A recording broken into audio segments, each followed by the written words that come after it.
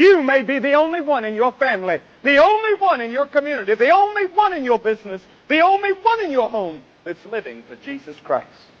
You're a minority. Be true. Be faithful. And there are many of you here tonight that need to step out on God's side no matter what it costs. It may change your plans and your ambitions and your desires. You have to repent of your sins and turn to Christ by faith. You can step out right tonight, and God will forgive every sin you've ever committed. Come now.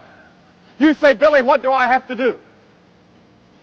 You have to be willing to give up your sins and receive Christ as your Lord and Savior. The Bible says, prepare. Be ye also ready, for in such an hour as ye think not the Son of Man cometh. For in such an hour, we never know when our moment is coming to stand before God. Give your life to Christ tonight.